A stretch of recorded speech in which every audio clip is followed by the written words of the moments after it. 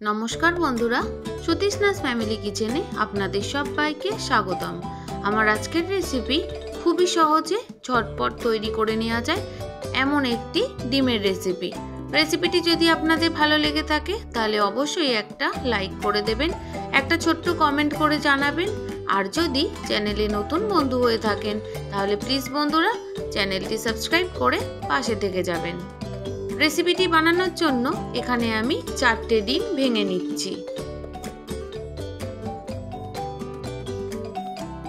आमी एखाने 4टे डिम दिए रेसिपिटी बानाচ্ছি, तबे आपनारा चाइले डिमेर परिमाणटा कम बेशी करे निते पारेन। 4टे डिम आमार भेंगे नेওয়া হয়ে গেছে। এখন আমি হালকা করে ডিমটা একটু ফেটিয়ে নিচ্ছি। ডিমটা ফেটিয়ে নেওয়া হয়ে গেছে। এখন আমি এখানে দিয়ে দিচ্ছি মিডিয়াম সাইজের একটা কোচানো পেঁয়াজ, সাথে আমি দিয়ে দিচ্ছি সামান্য একটু হলুদ আর দিয়ে দিচ্ছি অল্প একটু লঙ্কার গুঁড়ো। এবার সমস্ত কিছুকে খুব ভালোভাবে মিশিয়ে আবারও ফেটিয়ে নেব। এই রেসিপিটি বানাতে ভীষণই সহজ, খেতে ভীষণই মজা আর তৈরিও করে নেওয়া যায় খুবই ঝটপট। সুন্দর মতো করে সমস্ত কিছু মিশিয়ে নেওয়া হয়ে গেছে। এখন আমি দিয়ে দিলাম পরিমাণ মতো নুন। নুনটা দিয়ে আবারও আমি ভালো মতো করে মিশিয়ে নেব। সমস্ত কিছু দিয়ে ডিমটা ভালো মতো ফেটিয়ে নেওয়া হয়ে গেছে। এখন ডিমটা আমি সাইডে রেখে দিলাম। এখানে আমি নিয়ে নিয়েছি দুটো ছোট সাইজের টমেটো, নিয়েছি একটা বড় সাইজের পেঁয়াজ কুচি আর নিয়ে নিয়েছি দুটো বড় বড় সাইজের আলু। আলুগুলোকে দেখুন আমি ঠিক এইভাবে কেটে নিয়েছি। এদিকে কড়াইটা আমি গরম বসিয়েছি, দিয়ে দিলাম 1 চামচের মতো সাদা তেল। এবার কড়াইয়ের চারিপাশে খুবই ভালো মতো করে লাগিয়ে নিচ্ছি। এবার যে ডিমের ব্যাটারটা আমি বানিয়ে রেখেছিলাম সেটাকে আমি দুবারে ভেজে নেব। প্রথমবারে আমি অর্ধেকটা ডিম দিয়ে দিলাম। গ্যাসের ফ্লেমটা একদম লোতে করে দিয়ে ডিমের এক সাইডটা আমি ভেজে নিচ্ছি। 1 মিনিটের মতো লো আঁচে ডিমের এক সাইডটা ভেজে নেওয়ার পর এবার আমি ডিমটা উল্টে দিচ্ছি। উল্টে দেওয়ার সাথে সাথেই ডিমটা আমি একটু ভাঁজ করে নেব।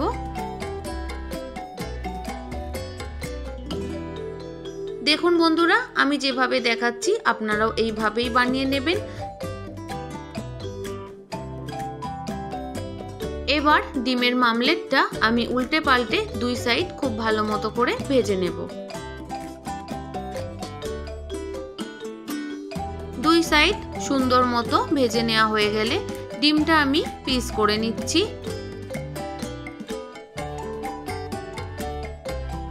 বন্ধুরা, আপনারা তো ডিমের নানান রকম রেসিপি বানিয়ে থাকেন, তবে একবার এই পদ্ধতিতে বানিয়ে দেখবেন, আশা করি আপনাদের ভীষণ ভালো লাগবে। রাত্রেবেলা রুটির সাথেও খেতে ভীষণ ভালো লাগবে, আবার দুপুরে ভাতের সাথে খেতেও ভীষণ ভালো লাগবে। খুব ভালো মতো করে ডিমটা ভেজে নেওয়া হয়ে গেছে। এবার আমি ডিমগুলো তুলে নিচ্ছি।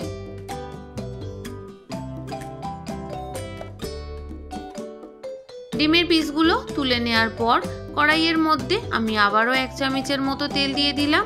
তেলটা গরম হলে বাকি যে ডিমের ব্যাটারটা ছিল সেটা দিয়ে আবারও একই পদ্ধতিতে আমি আরও একটা ডিমের মামলেট বানিয়ে নেব।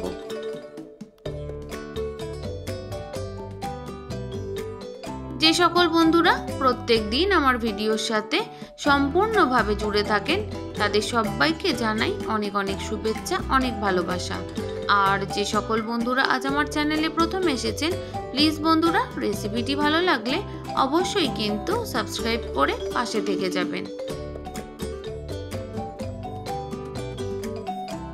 দ্বিতীয়বারের ডিমটাও আমার ভেজে নেওয়া হয়ে গেছে।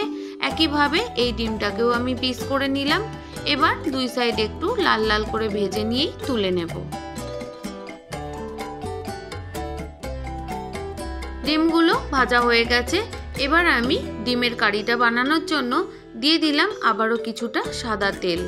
সাদা তেলটা গরম হওয়ায় দিয়ে দেব 1 চামচের মতো থেতো করা রসুন। আপনারা এখানে কুচি করা রসুন অথবা পেস্ট করে রাখা রসুনেরও ব্যবহার করতে পারেন। রসুনটা হালকা হালকা করে ভেজে নেওয়ার পর দিয়ে দেব কুচিয়ে রাখা পেঁয়াজ। এবার পেঁয়াজটাকে খুব ভালো মতো করে ভেজে নেব। খুব বেশি লাল করে ভাজবো না, কিন্তু পেঁয়াজটাকে হালকা নরম করে ভেজে নেব। দেখুন বন্ধুরা, পেঁয়াজটা অনেকটাই নরম হতে শুরু করেছে। আমি আরো একটু ভেজে নিচ্ছি। এখন আমি দিয়ে দেব কেটে রাখা আলু। বন্ধুরা, আপনারা অনেকেই আপনাদের মতো করে ডিমের মামলেট কারি বানিয়ে থাকেন, তবে আমি যেভাবে বানাই সেটাই আমি আপনাদের সাথে শেয়ার করছি। আলুগুলো দেওয়া হয়ে গেছে। এখন আমি পেঁয়াজের সাথে আলুগুলোকেও খুব ভালো মতো করে ভেজে নেব। এদিকে গ্যাসের ফ্লেমটা আমি কিন্তু মিডিয়ামে করে দিয়েছি।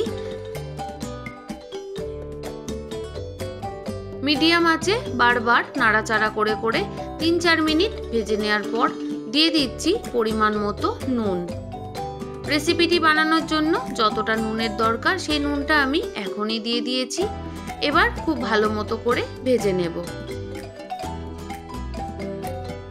আলু আর পেঁয়াজটা সুন্দর মতো ভেজে নেওয়া হয়ে গেছে। গ্যাসের ফ্লেমটা আবারও লোতে করে দিয়েছি। এবার আমি কিছু মশলা দিয়ে দেব। দিয়ে দিলাম বড় চামচের 1 চামচ আদা বাটা, সাথে দিয়ে দিলাম পরিমাণ মতো হলুদ, আর দিয়ে দিলাম হাফ চামচেরও একটু কম কাশ্মীরি লঙ্কার গুঁড়ো। সাথে ঝালের জন্য দিয়ে দিলাম 6 থেকে 7টা চেরা কাঁচা লঙ্কা। বন্ধুরা, কাশ্মীরি লঙ্কাটা এখানে অপশনাল, আপনারা না চাইলে নাও দিতে পারেন। কষানোর সময় মশলাটা যাতে পুড়ে না যায় তার জন্য অল্প একটু জলও দিয়ে দিয়েছি। এবার সমস্ত কিছুকে খুব ভালো মতো করে মিশিয়ে নিচ্ছি। বন্ধুরা, ঝালটা কিন্তু আপনারা আপনাদের স্বাদ অনুযায়ী দিয়ে নেবেন। বেশ খানিকক্ষণ কষিয়ে নেওয়ার পর দিয়ে দিলাম কেটে রাখা টমেটো। টমেটোটা দেওয়ার পর আবারও খুব ভালো মতো করে কষিয়ে নিতে হবে। গ্যাসের ফ্লেমটা আমি কিন্তু হাইতেই দিয়ে দিয়েছি। মশলার থেকে কাঁচা গন্ধ চলে না যাওয়া পর্যন্ত ভালো মতো করে কষাতে থাকতে হবে। যত বেশি ভালো মতো কষানো হবে ততই কিন্তু তরকারির স্বাদটা সুন্দর হবে। আপনারা দেখতেই পাচ্ছেন কষাতে কষাতে জলটা পুরোপুরি শুকিয়ে গেছে, তেল ছাড়তে শুরু করেছে। এখন আমি দিয়ে দিচ্ছি পরিমাণ মতো জল।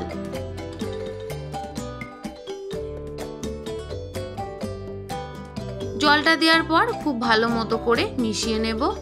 বন্ধুরা, আমি একটু হালকা ঝোল রেখেই রেসিপিটা বানাবো। আপনারা যে যেরকম ঝোল রাখতে পছন্দ করবেন সেই অনুযায়ী জলটা দিয়ে নেবেন। এবার আমি ঢাকনা দিয়ে আলুগুলো 90% পর্যন্ত সেদ্ধ করে নিয়েছি। মোটামুটি 5 মিনিটের জন্য ঢাকনা দিয়ে রেখে দিলেই আলুগুলো সেদ্ধ হয়ে যাবে।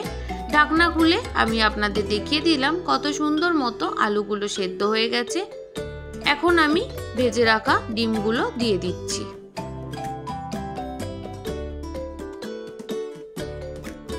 বন্ধুরা, এইভাবে সহজ পদ্ধতিতে কম সময়ে ডিমের মামলেট কারি অথবা ডিম কারি আপনারা কারা কারা বানিয়েছেন অবশ্যই কিন্তু কমেন্ট করে জানাবেন। আর যারা যারা এখনো পর্যন্ত বানাননি অবশ্যই কিন্তু ঝটপট করে বানিয়ে ফেলবেন। সমস্ত ডিমগুলো দেওয়ার পর গ্যাসের ফ্লেমটা বাড়িয়ে দিয়ে ঢাকনা দিয়ে 3 মিনিটের জন্য জোর আঁচে ফুটিয়ে নেব। 3 মিনিট পর ঢাকনা খুলে দিয়ে দেব অল্প একটু ধনেপাতার কুচি।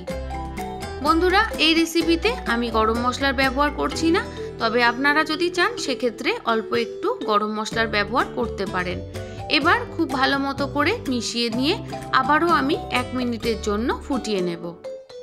1 মিনিট পর ভালো মতো নাড়াচাড়া করে গ্যাসের ফ্লেমটা বন্ধ করে নিলেই তৈরি দুর্দান্ত স্বাদের কম সময়ে ডিমের মামলেট কারি বা ডিম আলুর কারি। আমার সাথে এতক্ষণ ধৈর্য ধরে থাকার জন্য আপনাদের সবাইকে অসংখ্য ধন্যবাদ। আপনারা সবাই ভালো থাকবেন, সুস্থ থাকবেন। আজ এখানেই শেষ করলাম। কাল আবারও একটা নতুন কোনো রেসিপির সাথে চলে আসছি।